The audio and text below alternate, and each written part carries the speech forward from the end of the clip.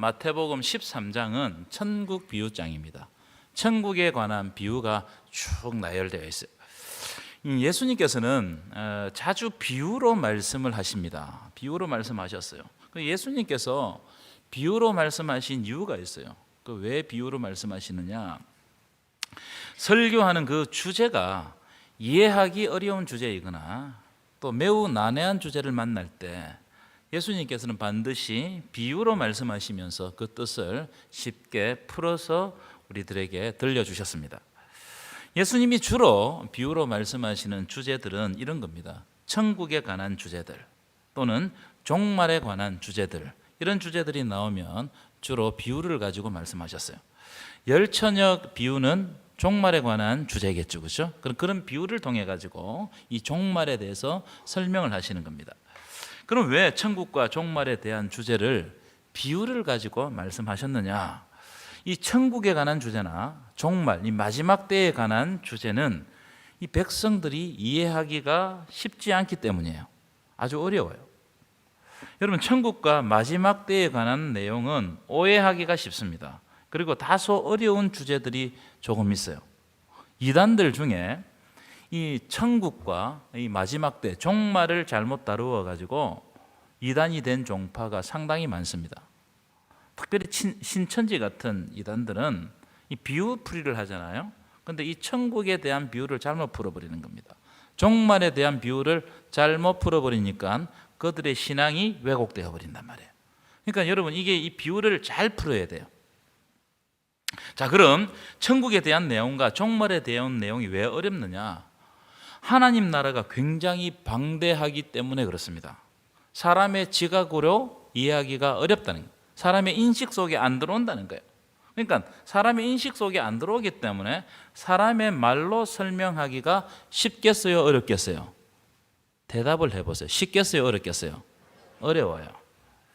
여러분, 하나님 나라는 하나님이 천지를 창조하시면서 이미 시작되었습니다. 믿으십니까? 근데 아직 완성되지 않았어요. 이것을 이미와 아직 사이라고 그래요. 이미 시작되었고 완성되지는 않았습니다. 미래의 어느 시점에 예수님이 구름 타고 오시면서 이 땅에 임하실 때 하나님 나라가 완성되는 겁니다. 자, 그러면 우리가 이렇게 질문할 수 있어요. 그러면 목사님, 하나님 나라는 늘 항상 미래적인 것입니까? 그것도 그렇지 않아요. 누가복음 17장 20절 21절 보여주실까요? 이렇게 되어 있어요. 예수님이 이렇게 말씀하시는데, 하나님 나라는 볼 수 있게 임하는 나라가 아니고 여기 있다 저기 있다 하지도 못하고 우리 안에 거한다고 말씀하고 있습니다. 이게 무슨 말입니까? 하나님 나라가 현재적으로 우리를 통치하신단 말이에요. 그러니까 이게 굉장히 복잡해요. 하나님 나라가. 또 그런가 하면 하나님 나라는 우리가 죽어서도 가는 나라이기도 하죠. 그래요, 안 그래요? 맞으면 고개를 끄덕끄덕 해보세요. 예. 이렇게 천국의 의미가 매우 크고 복잡하고 다소 어려운 측면이 있기 때문에 예수님께서는 천국에 대해서 말씀하실 때 주로 비유를 가지고 설명을 하십니다. 비유를 가지고. 자, 비유라는 말을 알아야 되는데, 비유라는 말은 헬라어로 파라볼레라는, 파라볼레. 한번 따라 합시다. 파라볼레. 이게 무슨 말이냐? 옆에 갖다 놓는단 말이에요. 어떤 개념을 옆에 갖다 놔요. 무슨 말씀이냐면, 어떤 것을 설명하려고 하는데 듣는 사람이 그걸 잘 이해하지 못하면 이해하기 쉬운 어떤 것을 그 옆에 갖다 놓고 이것과 비슷하다 이렇게 설명하는 것이 비유예요. 그래서 오늘 본문에 보시면 천국은 마치 이런 거와 같다 이렇게 설명하는 거예요. 그래서 비유는 여러분 사실이 아닙니다. 비유는 사실이 아니에요. 비유는 은유적인 표현이기 때문에 비유를 사실로 받아들이면 해석이 매우 곤란해집니다. 예컨대 내가 내 마음은 호수요 이렇게 표현했어요. 내 마음이 호수다. 근데 어떤 사람이 나한테 와가지고 목사님 마음이 진짜 호수인지 보여주세요. 이렇게 되면 대화가 가능하겠어요? 불가능하겠어요? 대화가 불가능한 겁니다. 내 마음이 호수라는 말은 지금 내 마음이 잔잔하고 평온하다는 것을 호수의 개념을 빌어가지고 설명하는 거예요.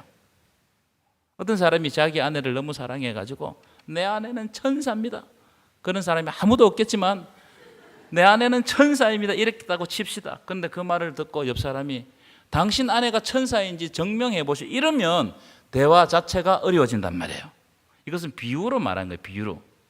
은유적인 표현으로 이야기한 겁니다. 비유를 사실로 받아들여 버리면 이게 이상한 방향으로 흘러갑니다. 이 비유는 뭐냐 보여주실까요? 추상적인 원리나 교훈을 일상생활의 친근한 사물이나 상황 등에 빗대어 전달하는 일종의 수사학적 기법. 수사학이라는 말이 무슨 말이냐면 설득하는 방법이란 말이에요. 설명하는 방법이라는 거예요. 그러니까 하나님 나라가 너무나 크고 방대하기 때문에 예수님께서는 팔레스타인에 있는 친숙한 소재를 가져와 가지고 천국의 특성에 대해서 매우 쉽게 가르쳐 주는 것이 비유예요. 마태복음 13장에는 7개의 비유가 등장합니다. 7개의 비유. 씨 뿌리는 비유, 겨자씨 비유, 누룩 비유, 밭에 감추인 보화 비유. 잘 아시죠? 그죠? 그 다음에 진주 비유 비슷해요. 거물 비유, 그 다음에 마지막에 보시면 새 것과 옛 것의 비유. 이 7개의 비유가 쫙 펼쳐져 있어요. 이런 비유들은 모두 그 당시 사회에서 볼 수 있는 아주 친숙한 풍경입니다.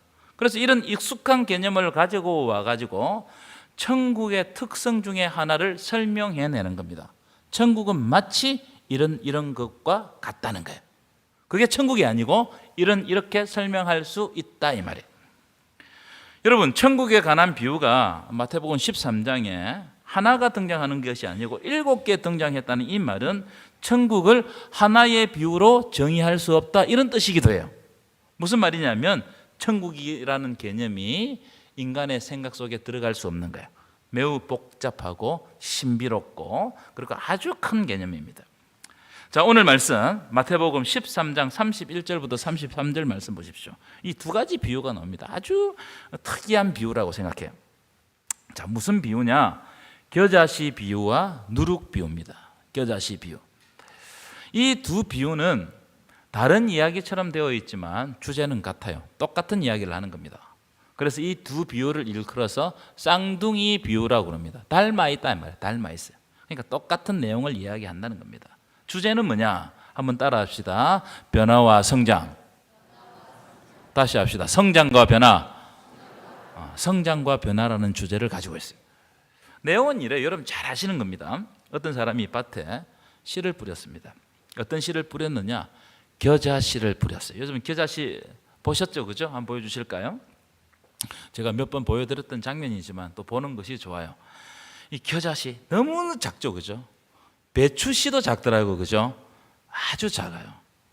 이 겨자씨가, 근데 이 겨자씨를 심었는데 이 겨자씨가 자라서 아주 큰 나무가 되었다. 이 비유가 오늘 비유의 핵심입니다. 사실 여러분 겨자씨는 나무가 아니고 풀이거든요. 한번 다음 그림 보여주시면 자라면 저렇게 되는 거예요.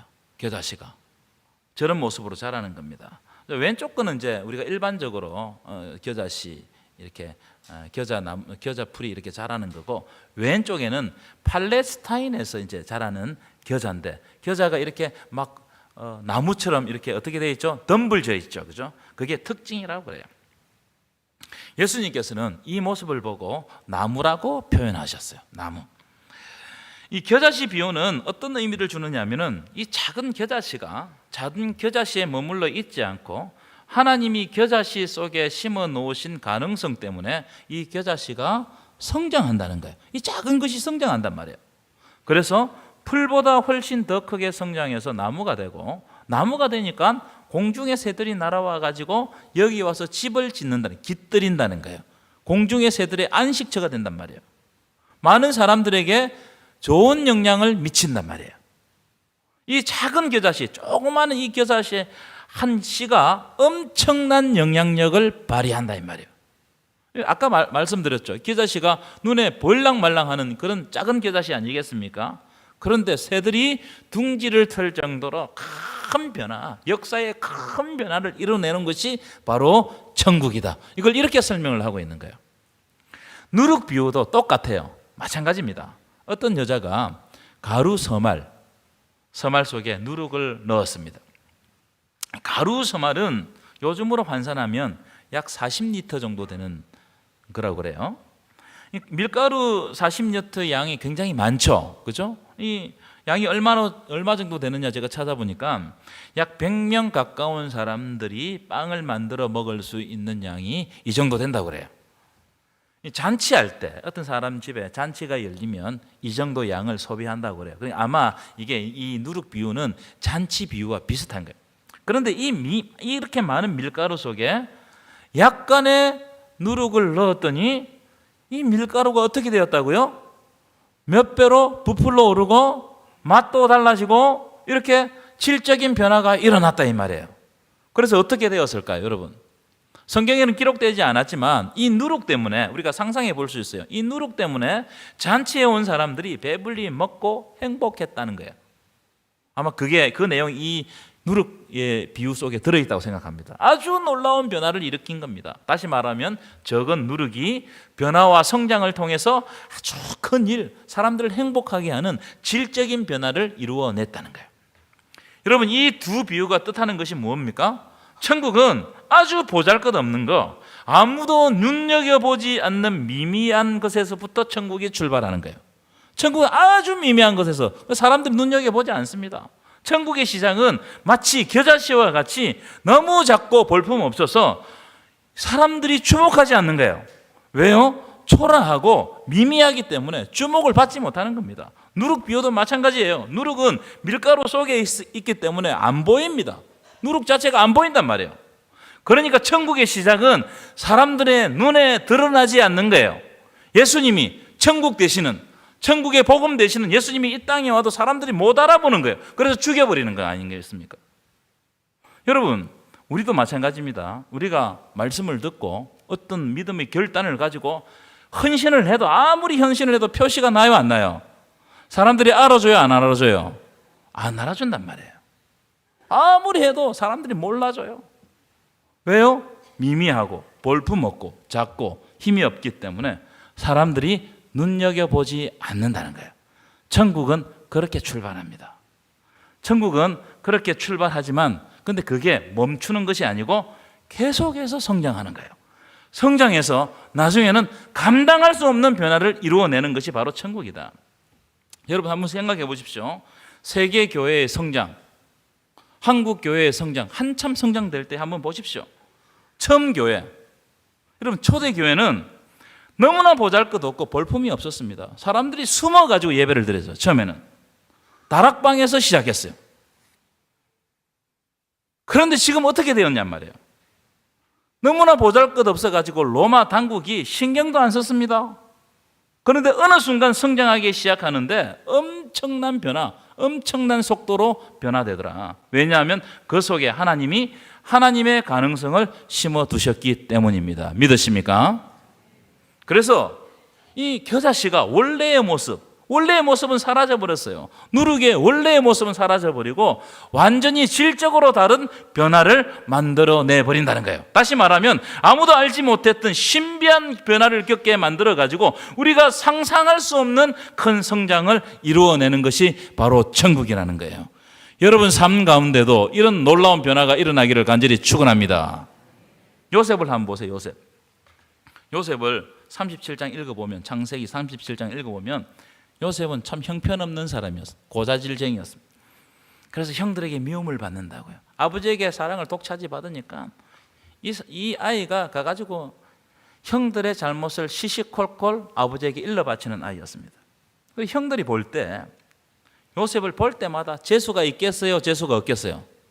너무 재수가 없고, 아니 저거 확 죽여버렸으면 좋겠다, 그런 생각을 마음에 품게 할 정도로 이 세상에 존재하지 말았으면 하는 그런 사람이었습니다.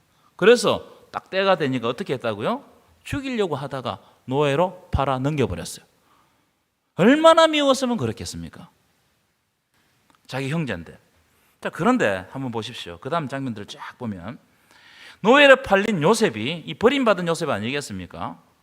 이 버림받은 요셉이 찌그러지고 없어지는 것이 아니고 어떻게 되죠?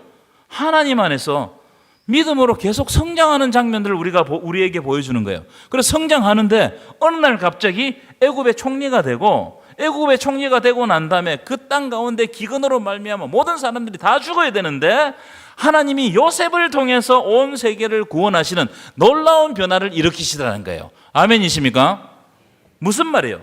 하나님이 계획하시고 섭리하신 구원의 비전이 요셉을 통해서 이루어지고 요셉을 통해서 생명을 살리는 하나님 나라의 역사가 충만해지더라는 거예요. 이게 하나님 나라예요. 요셉을 통해서 드러나는 하나님의 나라. 그래서 야곱이요, 마지막 49장에 보면, 창세기 49장에 보면 자기 아들의 이름들을 다 하나씩 하나씩 불러가며 축복합니다. 그 아들의 인격과 그 아들이 살아온 삶들을 추억하면서 축복하는데, 창세기 49장 22절 보면 요셉을 축복하는 장면이 있어요. 한번 읽어볼까요? 굉장히 귀중한 장면이라고 생각해요. 함께 읽겠습니다. 시작. 요셉은 무성한 가지 곧 샘 곁에 무성한 가지라. 그 가지가 담을 넘었도다. 그 가지가 어떻게 되었다고요? 담을 넘었어요. 요셉이 이 클 것 같지 않았던 아주 작은 겨자씨만 했는데 이 겨자씨가 갑자기 성장하고 크기 시작하다니 나중에는 자기 가족만 위한 것이 아니고 담을 넘은 거예요. 담을 넘은 엄청난 변화를 만들어내는 거예요. 요셉이 그 옛날에 고집쟁이 요셉이 아니고 어땠다고요? 하나님의 구원을 이루는 요셉으로 변화되는 거예요. 질적인 변화가 일어났어요. 17살 때 요셉하고 하나님의 백성들을 구원하는 요셉하고는 완전히 질적으로 다른 변화가 일어나 버린 거예요. 이게 하나님 나라라는 거예요. 하나님이 역사하시면 이런 놀라운 역사가 펼쳐진다는 거예요. 아멘이십니까? 그래서 여러분 성경을 보시면 하나님의 일하심은 대부분 작은 겨자씨로부터 아주 하찮은 사건으로부터 출발한다는 것을 알 수 있습니다. 엘리야가 3년의 기근 끝에 갈멜산에서 자기 백성들이 굶어 죽어가니까요, 어떻게 기도하느냐? 얼굴을 무릎 사이에 넣고 7번 엎드려 기도합니다. 그때 하나님이 뭘 보여주시느냐? 손바닥만한 구름을 보여주세요. 손바닥만한 구름. 엘리야가 그걸 보고 응답이라고 생각했어요. 우리 인간적인 눈으로 볼 때는 이 손바닥만한 구름이 무슨 소용이 있겠어요? 그런데 그 작은 조각구름 하나가 엄청난 먹구름을 몰고 와서 큰 비를 내려가지고 죽어가는 하나님의 백성들을 살리는 거예요. 여러분, 하나님 나라의 역사는 작은 겨자씨만한 것에서부터 출발하지만 하나님이 역사하시면, 하나님이 그 속에 숨을 불어 넣으시면 엄청난 성장과 변화를 이루어내는 것임을 믿으시기를 축원합니다. 그래서 여러분, 우리에게 맡겨진 작은 것을 우습게 여기면 안 됩니다. 목사님, 제가 맡은 게 너무 작아요. 하찮아요.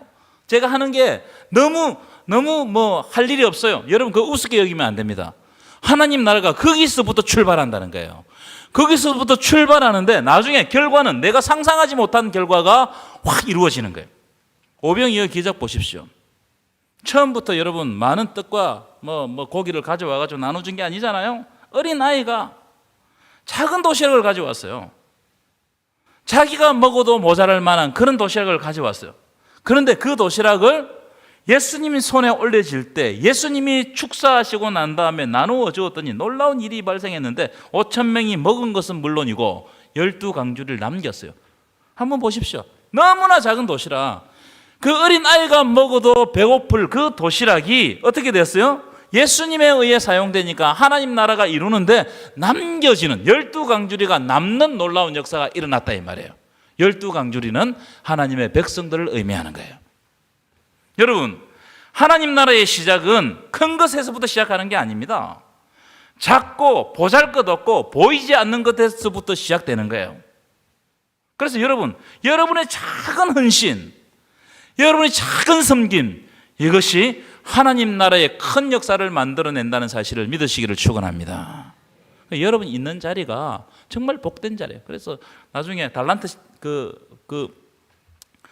달란트 비유에서 예수님께서 뭐라고 말씀하십니까? 네가 작은 일에 충성하였으면 뭘 맡긴다고요? 많은 것으로 맡긴다는 거예요. 여러분 작은 것을 섬기지만 하나님께서 여러분들에게 많은 것을 주실 줄 믿습니다. 영국 스코틀랜드에 작은 시골에 앤드류 교회라는 교회가 있어요.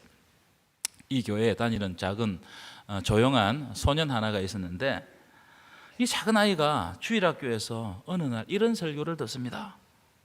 주일학교에서 전도사님이겠죠, 그죠? 하나님이 너를 선택하셨어. 너무나 감사한 거예요. 많은 사람들이 다 설교를 듣고 있는데 그 아이가 그 말씀에 딱 꼽혔어요. 그리고 선택하신 하나님이 너를 사용하실 거다. 이 말씀을 듣자마자 이 아이의 가슴이 울렁거리기 시작했습니다. 감동이 되는 거예요. 작은 믿음이 그 아이의 마음속에 생긴 거예요. 이 아이가 나중에 커서 어떻게 되었느냐, 19세기 아프리카 선교를 주름 잡았던, 보여주실까요? 데이비드 리빙스턴이 됩니다. 데이비드 리빙스턴은 놀라운 선교사였어요. 아프리카에 수십 개의 학교를 세웠던 그런 선교사였습니다. 어린 리빙스턴에게 생긴 작은 믿음이 사라지지 않는 거예요. 하나님이 역사하시니까 그 아이에게 성장하게 하시고, 그 성장이 그 아이가 생각하지도 못한 변화를 이렇게 이루어내는 거예요. 그러니까 여러분, 작은 것을 우습게 여기지 마세요. 작은 것을 여러분 가지고 섬기면 하나님께서는 큰 것으로 우리가 생각하지 못한 결과를 주실 줄 믿습니다. 자, 오늘 말씀을 통해서 두 가지 교훈을 드리고 말씀을 맺겠습니다. 첫째, 한번 따라할까요? 하나님의 가능성을 기대하라. 다시 한번 더 큰 소리로, 하나님의 가능성을 기대하라. 사도 바울은 뭐라고 말씀했냐면, 내게 능력 주시는 자 안에서 내가 모든 것을 할 수 있다고 고백했어요. 무슨 말입니까? 나에게는 아무 능력이 없지만 하나님이 나와 함께 하시고 나에게 능력 주시면 하나님의 일하심이 나를 통해서 드러난다는 거예요. 아멘이십니까? 창세기 39장 다시 요셉의 이야기를 보면요, 창세기 39장에 보면 요셉이 형통한 자가 되었다는 말을 창세기에서 반복합니다. 그럼 왜 요셉이 형통한 자가 되었어요? 하나님이 함께 하시기 때문에 요셉이 노예 신분임에도 불구하고, 감옥에 갇혔음에도 불구하고 요셉이 형통한 자가 되는 겁니다. 그래서 요셉이 형통한 자가 된 것을 어떻게 아느냐? 요셉이 복을 받는 게 아니고 누가 복을 받아요? 보디발이 복을 받고 간수장이 복을 받는 거예요. 요셉이 통로가 되는 겁니다. 왜요? 하나님이 함께 하시니까 하나님의 가능성이 요셉을 통해서 그곳 가운데 이루어져 버리기 때문에 그래요. 여러분, 그렇기 때문에 절대로 실망하지 마십시오. 포기하지 마십시오. 하나님은 보잘것없는 거 우리를 통해서 일하시는 줄 믿습니다. 왜냐하면 하나님이 하나님의 가능성을 우리 가운데 심어두셨어요. 그게 바로 하나님의 형상입니다. 여러분 다 하나님의 형상을 가졌어요. 그렇기 때문에 여러분, 여러분의 가능성, 여러분의 능력을 자랑하려고 하지 마세요. 그건 내려놓으세요. 아무것도 아닙니다. 우리의 가능성, 우리의 능력은 곧 사라지고 소멸돼요. 저는 축구를 좋아하는데 축구 선수 중에 스트라이커 중에서 좋아하는 사람이 있어요. 누구냐면 아르헨티나의 마라도나. 아세요 여러분? 모르면 이 사람한테 물어봐요. 마라도나 누군지. 또 누구를 좋아하냐면 브라질의 호나우두를 좋아합니다. 진짜 여러분, 제가 그분들이 축구를 하는 거 보면요, 마치 신의 경지에 오른 사람 같아요. 그런데 그것도 다 한때입니다. 한때입니다. 마라도나가 죽기 전에는 영상이 있거든요. 영상을 보면 뼈가 얼마나 나왔는지, 병이 들어가지고 걷는 것 자체가 힘들어요. 그 전설의 사람이 잘 못 걸어요. 호나우두도 지금 살이 쪄가지고 더 이상 축구를 못 한다요. 여러분, 나에게 있는 가능성이 뭐가 소용이 있겠어요? 우리가 점점 늙어가면 그것도 없어지고 사라지고 소멸되는 거예요. 그런데 여러분, 오늘 본문에 나오는 겨자씨와 누룩을 보십시오. 인간적인 눈으로 볼 때는 이 작은 겨자씨, 적은 누룩에 무슨 가능성이 있겠어요? 누가 그걸 보고 여러분 크게 될 거라고 생각하겠습니까? 그런데 희한하게도 하나님이 그 작은 겨자씨 안에, 적은 누룩 안에 무한한 가능성을 심어두신 거예요. 그러니까 그 작은 겨자씨가 겨자씨로 끝나는 것이 아니고 엄청나게 자라고 성장하고 나중에 나무가 되어서 새들이 깃들이는 겁니다. 너무나 작아 보이지 않았던 작은 씨가 이제 나무가 되는 거예요. 왜요? 하나님이 하나님의 가능성을 그 씨 가운데 심어두셨기 때문이에요. 믿으십니까? 옆 사람을 한번 보실까요? 한번 보세요. 가능성이 있어요, 없어요? 없어요?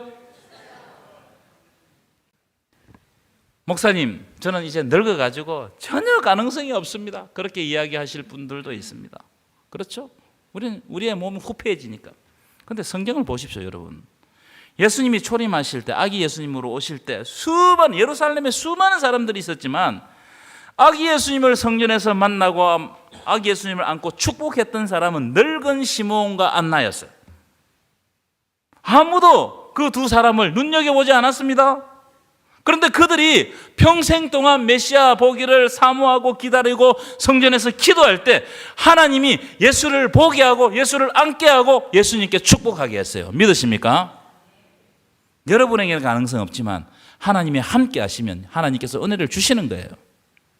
여러분, 바울은 죄인 중에 괴수였어요. 예수 믿는 사람들을 찾아다니면서 죽이는 사람이었습니다. 악한 사람이죠. 그런데 예수님이 바울을 만나주시고 바울을 이방인의 사도로 세워주시는 겁니다. 예수님이 세워주시니까 하나님의 가능성이 그 속에 있게 되고 그가 바울 되는 거예요. 우리가 아는 바울이 된 거예요. 여러분 삶에도 이런 놀라운 역사가 일어나기를 축원합니다. 그래서 몇 가지 팁을 드리고 싶어요. 몇 가지. 첫째, 따라합시다. 정죄하지 마라. 좀 더 크게 정죄하지 마라. 절대로 이웃을 정죄해서는 안 돼요. 바울 같은 죄인 중에 괴수를 하나님이 사용하실 것을 누가 알았겠어요? 우리가 볼 때 저 사람 악한 사람이라고 생각하는 사람 정죄하지 마십시오. 정죄는 하나님께 있어요. 하나님만 할 수 있어요. 보십시오. 예수님은 삭개오를 부르셨어요. 인간 같지도 않은 삭개오. 세리마태를 부르셨어요. 가늠하다 현장에서 잡힌 여인도 부르셨어요. 7 귀신 들린 막달라 마리아도 부르셨어요. 하나님이 역사하면 누구에게 역사할지 몰라요. 누구를 변화시킬지 몰라요. 여러분이 뭐라고 정죄합니까? 우리의 말에서, 우리의 행동에서 정죄를 빼라는 거예요. 그는 하나님께 맡기라는 거예요. 아멘이십니까? 두 번째, 아까 말씀대로 자기를 자랑하지 말라.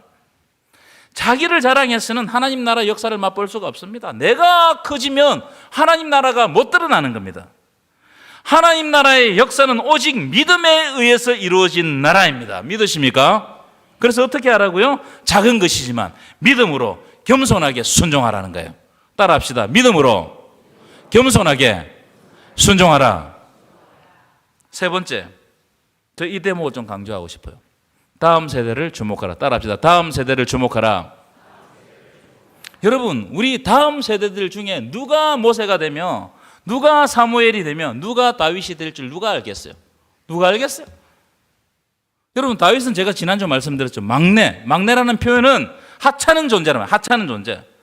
이 하찮은 존재에게 하나님의 영이 임하니까 다윗이 다윗 되는 거예요. 믿으십니까? 그래서 여러분 다음 세대를 위해서 기도해 주세요. 여러분 자녀와 자녀손들을 위해서 기도해 줘야 됩니다.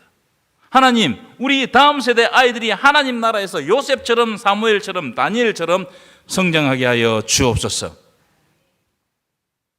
아무리 소망 없는 시대지만 우리 다음 세대 가운데 한 사람이라도 요셉 같은 사람, 한 사람이라도 모세 같은 사람, 한 사람이라도 다니엘 같은 사람이 등장하면 우리 민족은 사는 거예요. 믿으십니까? 이런 놀라운 역사가 우리 교회 가운데 일어나기를 축원합니다. 큰 두 번째, 절대로 절망하지 말고 믿음으로 씨를 뿌려라. 믿음 따라합시다. 믿음으로 씨를 뿌려라. 여러분, 뿌리는 자만이 기적을 체험하는 거예요. 뿌리는 자만이. 하나님의 가능성이 있지만 씨를 뿌리지 않으면 하나님 나라가 출발할 수가 없어요. 뿌려야 돼요. 엘리사 이야기 아시죠? 엘리사가 선지자 생도의 아내를 찾아가잖아요. 가부였습니다. 이 가부의 집에 기름 한 병밖에 없었습니다. 그런데 이 기름 한 병을 가지고 놀라운 하나님의 역사를 이루어내는데 엘리사가 이 여인에게 뭐라고 이야기하느냐 하면 너는 밖에 나가서 모든 이웃에게 그릇을 빌리라. 그릇을 빌리되 조금 빌리지 말고 모든 그릇을 빌리라는 거예요. 빌려오라는 거예요. 온 동네 그릇을 다 끌고 몰아왔습니다. 그리고 그 그릇에 기름을 채우기 시작했어요. 그런데 우리가 여기에서 딱 중요하게 봐야 될 게 뭔지 아세요? 이 여인이 믿음으로 엘리사의 말을 믿고 어떻게 했다고요? 그 그릇에 기름을 붓기 시작했다는 거예요. 여러분, 그 기름을 병을 가지고 붓지 않으면 하나님 나라 역사가 일어나지 않는 거예요. 하나님 나라 역사가 일어나고 싶어도 기름을 붓지 않으면 어떻게 역사가 일어나냐 이 말이에요. 이렇게 이야기하시는 분이 있습니다. 목사님, 내가 지금 예배 1시간 드린다고 무슨 변화가 있겠습니까? 아닙니다. 한 번의 예배가 달라지게 합니다. 우리를. 믿으십니까? 교회 역사를 보면요, 믿음의 영웅들은 대부분 예배 드리다가 하나님을 만났어요. 놀라운 기적을 체험했습니다. 예배 한 번 드린다고 달라지냐? 아니에요. 지금 이 시간에 하나님께서 여러분들에게 역사하며 우리가 어떻게 달라질지 모르는 거예요. 앞에서 말씀드린 리빙스턴 같은 사람은 예배 중에 비전을 품었어요. 그런 놀라운 은혜가 여러분에게 임하기를 축원합니다. 또 이렇게 이야기하시는 분이 있습니다. 내가 기도한다고, 기도 1시간 한다고, 기도 1분 한다고 뭐가 달라지겠냐? 아니에요. 지난 시간에 우리가 엘리야에 대해서 살펴보았지 않습니까? 엘리야가 간절히 기도했을 때 하나님께서는 불로 그에게 응답해 주셨습니다. 그래서 여러분, 씨를 뿌릴 수 있을 때 씨를 뿌려야 돼요. 공고한 날이 이른단 말이에요. 씨를 뿌리지 못할 날이 이를 수 있어요.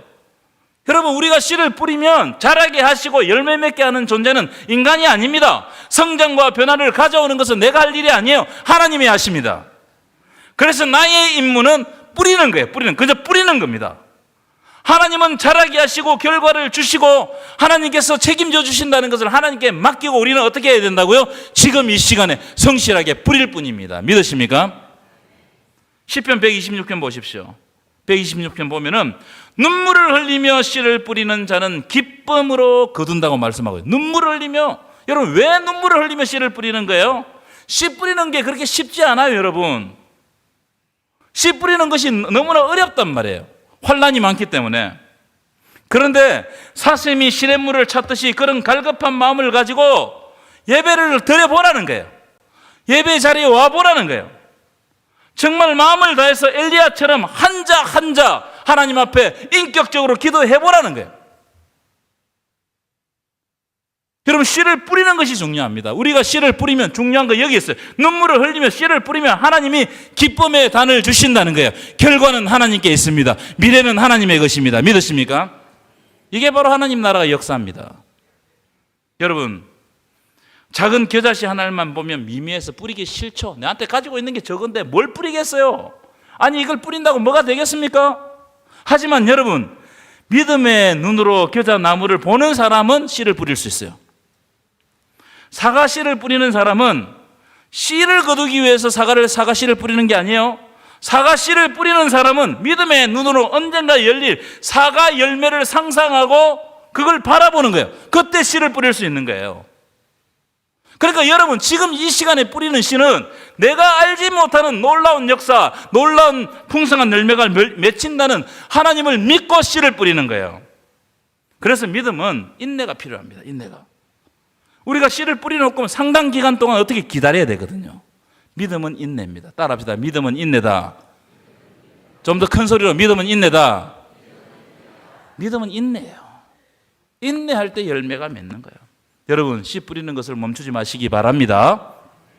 기도하는 것을 멈추지 마시고, 예배 드리는 걸 멈추지 마시고, 복음 전하는 것을 멈추지 마시고, 말씀 읽는 것을 멈추지 마십시오.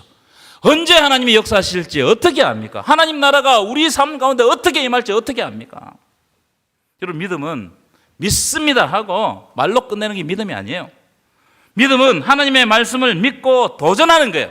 아브라함처럼 하나님의 약속이 임할 때 한 발짝 내딛는 거, 갈대아 우르를 떠나 한 발짝 내딛는 이게 믿음이에요. 그럴 때 바라는 것들이 실상이 되는 겁니다. 야고보서 2장 26절 보십시오. 한번 읽어볼까요? 야고보서 2장 26절 제가 읽어드리겠습니다. 영혼 없는 몸이 죽은 것 같이 행함 없는 믿음은 죽은 것이니라. 2장 22절도 보시면 네가 보거니와 믿음이 그 행함과 함께 일하고 행함으로 믿음이 온전하게 되느니라. 여러분, 이 말씀은 믿음은 가만히 있으면서 믿습니다 하는 게 믿음이 아니라는 거예요. 믿음은 하나님을 믿고 씨를 뿌릴 때 하나님은 그 씨가 자라서 열매 맺게 하심으로 믿음을 완성하게 하십니다. 그래서 어떻게 하라고요? 말씀을 듣고 도전하는 거예요. 여러분, 예배의 씨를 뿌리시길 축원합니다. 기도의 씨를 뿌리시길 축원합니다. 복음의 씨를 뿌리시기를 축원합니다. 거두는 것은 내가 할 일이 아니고 하나님께 있어요. 우리는 믿음으로 뿌리면 하나님이 기쁨의 단을 거두게 하실 줄 믿습니다. 결론입니다. 이번 한 주 살아가실 때 미미한 우리를 통하여 놀라운 하나님 나라 역사가 우리의 삶과 우리의 생업과 우리의 자녀들과 우리 교회와 우리 민족 위에 하나님 나라가 펼쳐지시기를 간절히 축원합니다.